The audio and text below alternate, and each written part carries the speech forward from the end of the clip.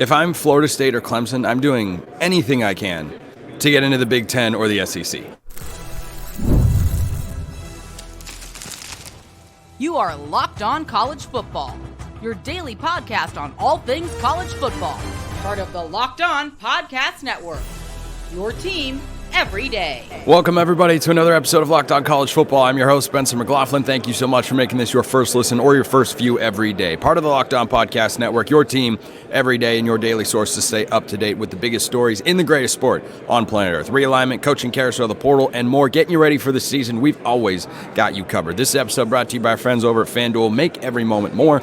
As the playoffs wind down, the sports stop sporting like we want them to, but this summer, FanDuel's hooking up all customers with a boost or a bonus daily. That's right. There's something for everyone every day all summer long. Visit FanDuel.com to get started. Plenty to get to today. We'll talk Carson Beck. Heard from him here at SEC Media Days earlier. Brian Kelly, what he said in his press conference, all coming up on today's show. With regards to LSU's defense, are they actually going to be good enough this year? We'll talk with Matt Moscona of Locked On LSU later on today's show. But Florida State and Clemson are once again in the news because of the report from Jason Scheer that sources inside the Big 12 expect them to add Florida State and Clemson within the next year. I view that as a mostly lateral move. It's not, I say mostly for a reason, because Florida State and Clemson bring a lot of cachet to the ACC. And if they bring that over to the Big 12 is then far superior football-wise to the ACC. If I'm those schools, though, I'm not even going to get that deep into the money, because all anyone needs to understand is there's more money available in the banana stand. No, I'm kidding. There's more money available in the Big Ten or the SEC. But even more than that, doesn't it feel, and it certainly does to me, like one day in the future, everything's going to consolidate, and the Big Ten and the SEC are going to try to continue to expand their grasp on college football? Because that's certainly the mindset that I've been in for the last several months. That's what their actions have said for the last several years. And yeah, Greg Sankey got up on Monday morning and said, I'm not a recruiter, we're focused on the 16 teams and all this sort of stuff. It was just a neutral, matter-of-fact statement that didn't actually say they're not going to expand or that they wouldn't consider doing so. But when you know that those are the power players in college football, think about Florida State and Clemson as programs. Those two schools, those football programs, the traditions that they have, the expectations that they have, do they seem like schools that are going to be content, that should want to be at a level that isn't the highest in college football? Because we know that's the Big Ten and the SEC. Even if Florida State and Clemson go and radically bolster the Big 12, does it push them closer to the Big Ten or the SEC? Yeah, of course it does. Those are big-time programs, big-time television markets, and big-time brands. But does it actually do anything to change your current situation with regards to how your conference is viewed? No, it doesn't, because you're still a distant third. And so if I'm Florida State and Clemson, I'm looking at the approaches taken by the 3 new ACC schools, by 2 of the new Big Ten schools, and saying we're willing to forego that full media rights share or accept a reduced share for an extended period of time if it means we can get the table. Because if you want to be at the top of the sport, I don't know that playing in the Big 12 or the ACC is going to get you there. And I know that it has recently. I'm saying down the line. I'm projecting out towards the late 2020s, early 2030s. Even Florida State and Clemson, whose programs are certainly capable of competing at the highest level, they have to ask themselves the question, can we maintain that level in a realignment world with these restructured conferences if we're not in one of the 2 elite leagues? Oregon and Washington and Stanford and Cal and SMU have all made the decision on their own terms that we just need to be in one of these conferences, that we'll figure out the money, which may be easier for some than others. But if Florida State and Clemson are really going to have the money to pony up hundreds of millions of dollars, potentially what it's going to cost to leave the ACC, then do you have to worry intensely? Is it a massive concern? It's an obstacle, perhaps. I don't think it's the obstacle. And that financial component would be tougher in the Big 12 because there's no guarantee that the value that you would bring to the Big 12 media rights contract is actually going to be renegotiated and worked into the deal, and therefore have the money realized. And then you're in the same predicament that you're in the ACC. Like, I understand if you're frustrated with the ACC for FSU and Clemson, you want to get out of the league and you'd rather be in the Big 12, because I do think if you remove FSU and Clemson, I've talked about this many, many times on the show. If you take out FSU and Clemson from the ACC and the Big 12 are comparable. You can argue one way or the other. That's fine. Go at yourselves in the comments section all day long. I think it's a slight edge to the Big 12. It's just not a gap the size of the Grand Canyon. So if it's costing you all this money, whatever personal grudge you have against the league that you're currently in, that you've won a national championship in and made a lot of money from and had overall good relations with until, the money started to really become a factor with the Big Ten and the SEC media rights contracts, I just don't think it's worth it. Like, I would not do it. Even if I were, let's say, the president of Florida State, because who votes on realignment? The presidents, of course. If I were the president of Florida State and I had a legitimate beef with the ACC, that they have deprived me of X, Y, and Z, and here's why, and all this sort of stuff, and it's completely justified, going to the Big 12 just to stick it to the ACC, but arguably setting yourself back from a financial standpoint, I think you're better off just staying in the ACC, because your long-term prospects there, the league you're in, is the number 3 league. And I think you have a better chance of staying put and competing for a national championship because of the financial component than you do leaving for the Big 12. And you have to figure that there are going to be increased travel costs for your entire athletic department, and that could be a further, though small, it's a couple $1 million a year, that's just going to be a further draw on your athletic department, or it's going to be a knock against what you're able to do financially. And I don't suspect they'd have the massive problems there, but if you're capable of raising all the money to leave the conference, to just go to the Big 12, raise all the money and then fund yourself like a Big 10 or SEC school. Or raise all the money and take a reduced share, or a significantly reduced share, if that's what you have to do to get yourselves into the Big 10 or the SEC. Neither one of those programs seem or feel like institutions that want to be anywhere except at the big boy table, except at the highest level of college athletics, and that's the Big 10 or the SEC. Like, if they went into the Big 12 just to spite the ACC, do you think they want to stay there forever? Because I don't. I think they'd be going to the Big 12 and then starting to think pretty quickly about how they can get into the Big 10, or how they can get an SEC offer, how they can finagle their way in there. So if you're going to leave the ACC, it's got to be Big 10 or SEC. And I don't think Greg Sankey is completely unopen to the idea of expanding. And next week at Big 10 Media Days, we'll talk to Tony Petitti, the commissioner of the Big 10, and get his thoughts on adding Florida State and Clemson. I think it makes more sense for the Big 10. The SEC, I think, has a legitimate desire to remain a regional conference and flex that as kind of their greatest strength, because, quite frankly, it is. And the Big 10 has been willing to push the envelope, to go outside the box. And maybe, maybe the Big 12 rumor, maybe it's getting leaked to somebody like Jason Scheer because they want to have a leverage play. Like, hey, Big 10, if you don't give us what we're looking for, then we will go elsewhere. And if the Big 10 really wants them, then suddenly that could be a factor that comes into play. I don't know. I don't know. I'm more than a little curious to see how that all plays out. I understand that they could go to the Big 12. I just don't think that is an incredibly logical move. Let me know your thoughts in the YouTube comments, or hit me up on X, formerly known as Twitter. We're going to talk actual football now, because that has indeed been the primary subject of SEC Media Days. Carson Beck spoke earlier today. Had some interesting thoughts. Kirby Smart said some good things about his quarterback. Is he ready to lead Georgia to a national championship? We'll talk about that next. This episode is brought to you by our friends at FanDuel. I love sports.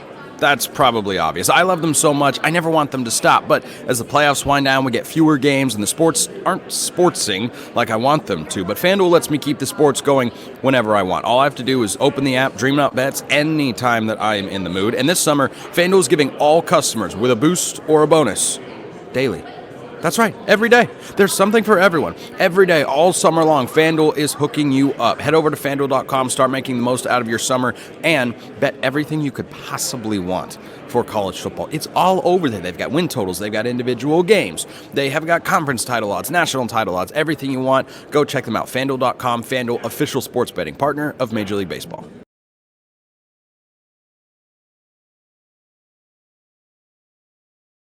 Chris Gordy, Locked On SEC, joining me here on the show in Dallas at SEC Media Days, doing a show in person, which we have not done before here on Locked On College Football, Chris. So it's exciting to talk with you, not just through a screen, but I want to talk about Georgia here, because Carson Beck and Kirby Smart were up at Media Days earlier today, and Carson Beck last year, pretty stellar first year as a starting quarterback, and in some ways, kind of a throwback college football player. I mean, he's been in college, I think, a lot longer than most people realize. Last year was his fourth year of college, but his first year actually starting for the Bulldogs. I have Heisman-level expectations for him. So too does the betting market. So too do a lot of Georgia fans. He completed 72% of his passes last year, had just a stellar season overall.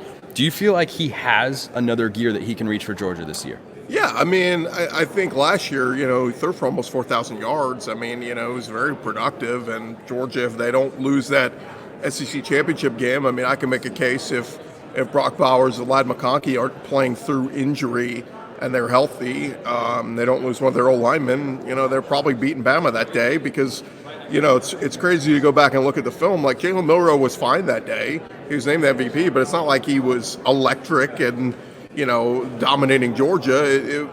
Bama was beatable that day. Georgia just didn't do enough, and their playmakers didn't step up. And like I said, they were injured. But I thought Carson Beck had an awesome season last year. I got a pick last summer on a Heisman pick for him last year because the odds were so good. But ultimately he didn't finish there. But I think he comes into the season as one of the early preseason favorites among the Heisman candidates. So.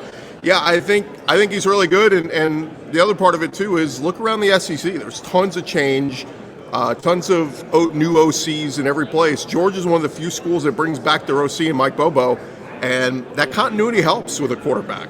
Yeah, that's been a long-standing take of mine. I'm a big fan of teams that return any combination or all of the magical trio of head coach, quarterback, and offensive coordinator. Georgia's got all three, in addition to having maybe the best roster in all of college football. Certainly they have one of the five best with the way that they've recruited in the last couple of years. But let's talk about Georgia's weapons, because you lose Ladd McConkey, you lose Brock Bowers. Those are big names to replace for Carson Beck. And he spoke earlier about what he feels they have done to replace big weapons like that. I think these new guys, they bring a lot of talent to the table, and when you pair that with the guys that have already had production in the past, it creates so much depth at every single position that, you look out to the right and you see this guy out there, you're like, okay, I have confidence in him. You look out to the left and you're like, I have confidence in him. It doesn't matter who's on the field. I know that I'm going to have confidence in them, and the coaches are as well, and we know that they're going to be able to make plays. So having that depth, I think, is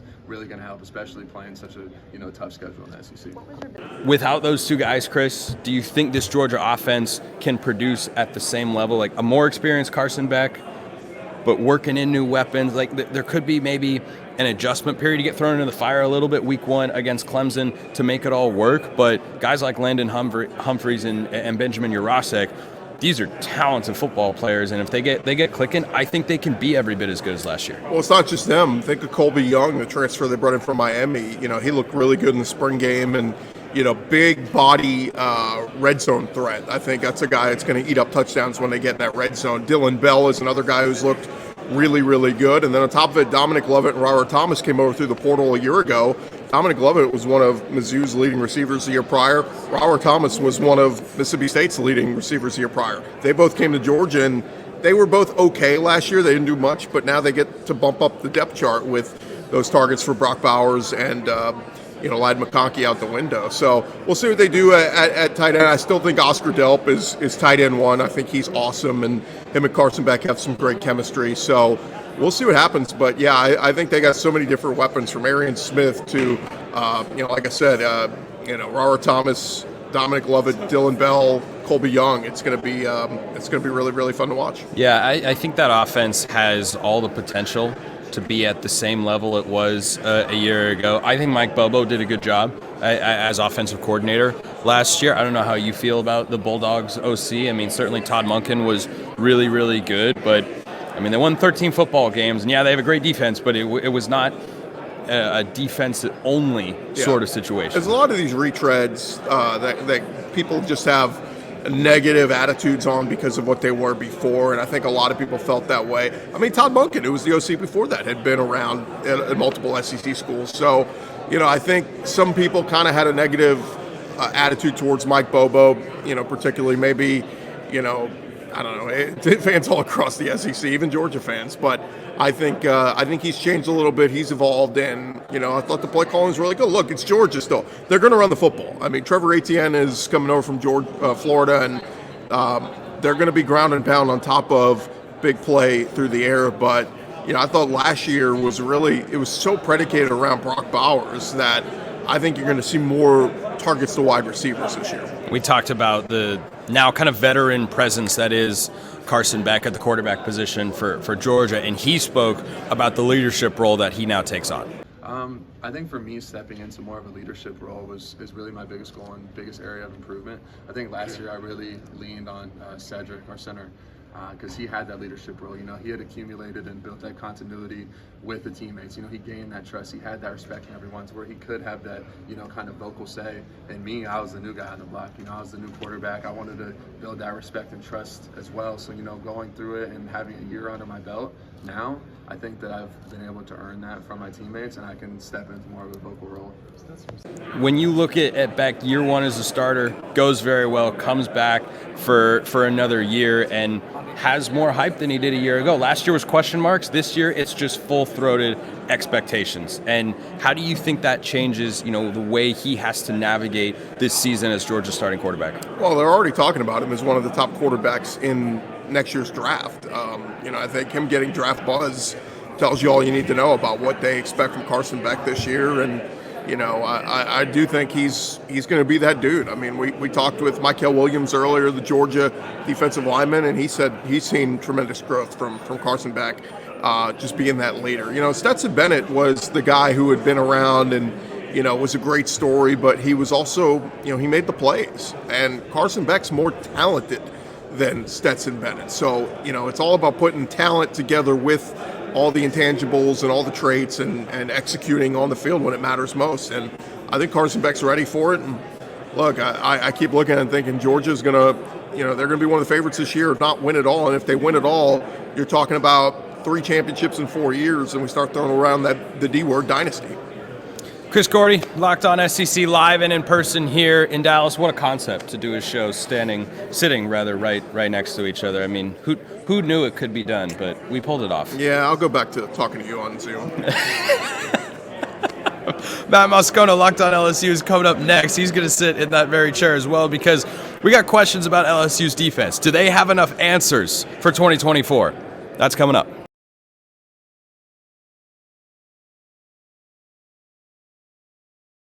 What did Brian Kelly say at his opening press conference at SEC Media Days? Matt Moscona joining me live here on the show of Locked On College Football. And let's start with his comments. It went right to the defense. He talked a lot about balance and the need to play balanced football. How'd you assess what LSU's head coach said? Yeah, I think, I had a chance to visit with him one-on-one a bit too, and I was super interested when we talked about the cornerback position. So, Miguel, it's no secret they were very bad defensively a year ago. Yep. They were 108th in the country. It was very un-LSU-like. They have 18 scholarship defensive backs. Got a lot of numbers. And he said he told his coaches in the spring, I don't want you to go figure out pecking order. We're not trying to find who the starters are. Let's find what we have and who can do what. So I think it's very much still an evolving process, especially in the secondary right now. But there's no doubt that whatever LSU is going to be this year, it's going to be based on how much the defense can improve from what was last year, quite literally, Spencer, the worst defense statistically in LSU history. I don't think I can remember one that is even close. And there's been a shift in the SEC towards more offensive-leaning mindsets and bringing in a lot of high-end offensive players and not having games that are a final score of 15-12 or the famous LSU win over Bama long ago, 9-6, like in overtime. Yeah, like that's just not happening anymore. Offense is only Iowa. Good. Only Iowa could do that. Yeah, we're just talking about the SEC and the players that are there. But I think for LSU, they bring in Blake Baker from Missouri, and they had an outstanding season. Missouri went 11-2, went to the Cotton Bowl, beat Ohio State, and you bring over a high-profile defensive coordinator. That makes you think scheme-wise it's going to be better. It has to be better. I feel the same way about USC. They bring in D'Anton Lynn from UCLA, who was phenomenal last year as Chip Kelly's defensive coordinator. I know that the scheme is going to be better, but then the next question is, are the players there? Is the talent there? Do you feel like LSU's defense has the talent to give Blake Baker what he needs? You'd have to define what he needs. Do they have the talent to be a top 20 defense in the country? Absolutely not. One of the great things about being here, right, is the access to so many people. So Jim Nagy from the Senior Bowl, I literally was talking to him before I popped over here and talked to you, and we were talking a little bit about that. And I was asking him what LSU guys he may be keeping an eye on. And outside of Harold Perkins, I remember juniors can now go to the Senior Bowl. They're draft eligible. So outside of Harold Perkins, I don't know that there's a guy on the defensive side of the ball that might be a all-conference caliber player. Unless if they have a giant season we're not anticipating. So the Jimmies and the Joes, no. I don't know that you have a first-team all-SEC caliber guy at any level of the defense other than Perkins. But one of the giant problems they had a year ago was missed assignments, blown coverages, and those things are fixable. If you're not talented, then you have to be assignment sound, and they were very poor at that a year ago. So if you can improve those things even, let's say, 50%, just cut your missed assignments in half, you're exponentially better than you were a year ago. And I know that this sounds like a low bar, but I think it's a realistic expectation for LSU. Can you go from 108th to 50th, top 60? Can you be in the 50s? If you are, you beat Ole Miss a year ago. You know what I mean? Like, absolutely. You have a 10-2 regular season, and in a season like this, you're a playoff team potentially. So, I think it's just a very realistic approach in what people are looking at with LSU's defense. Nobody's expecting them to be great.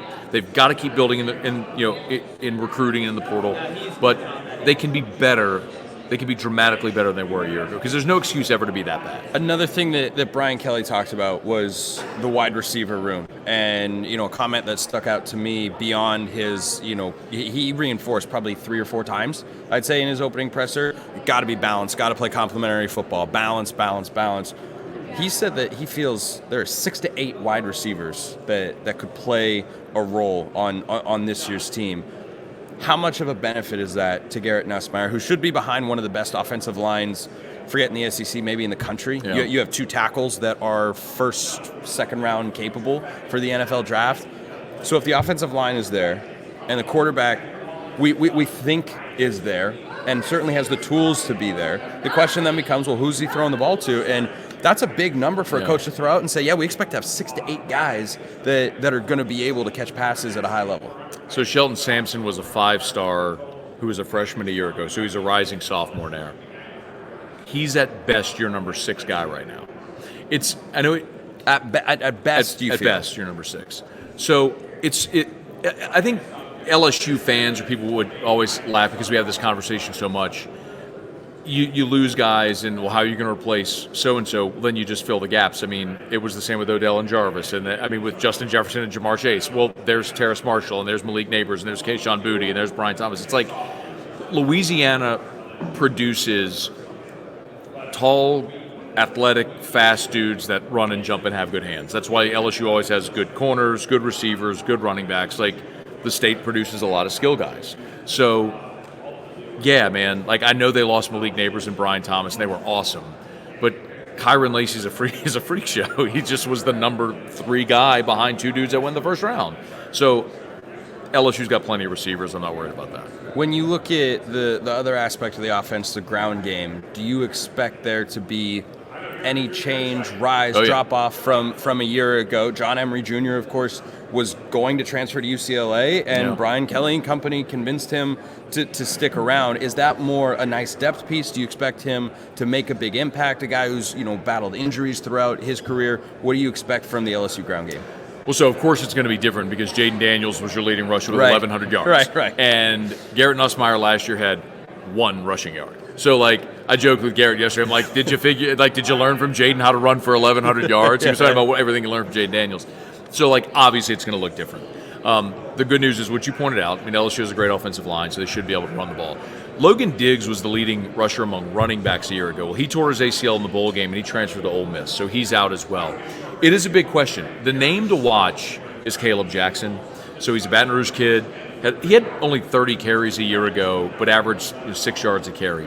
He's more of the style of running back that you became accustomed to seeing with LSU with Jeremy Hill and Darius Geis and Leonard Fournette and Darrell Williams. I'm not saying he's going to be Leonard Fournette. I'm just saying he's the bigger 230-pound back that can make you miss, but if you meet him in the hole, he'll bring some thunder. So that's the guy everyone in purple and gold is really excited to see. What does it look like if that guy gets 150 carries this year? That could be something really interesting to watch.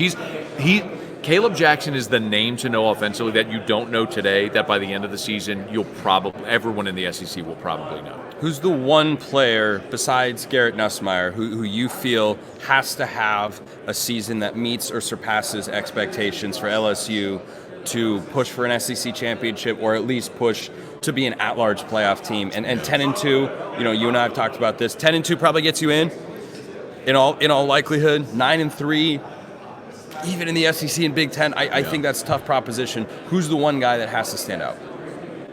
My brain goes to the defensive side because I think they're going to be fine offensively. They're not going to lead the country in total offense and scoring like they did last year, but if you don't score 48 a game, what if you score 41 a game? You're still going to have an opportunity to beat everybody you play. It's got to be the defensive side, and I just keep looking at what you have in the secondary, and I just don't see anybody there that I go, that's an all-conference caliber guy. Maybe the answer is someone like Jacobian Guillory, who's a fifth-year senior. He's going to be starting interior defensive lineman at tackle, and they just have to be better on the interior than they were a year ago. So maybe I'd give you a name like Guillory, who might be the best guy across the defensive front for him. Matt Moscona, Locked On LSU, joining me live and in person here at SEC Media Days. Matt, appreciate it. My pleasure. Appreciate everyone listening. I'll see you next time, and until then, hope you have a wonderful rest of your day.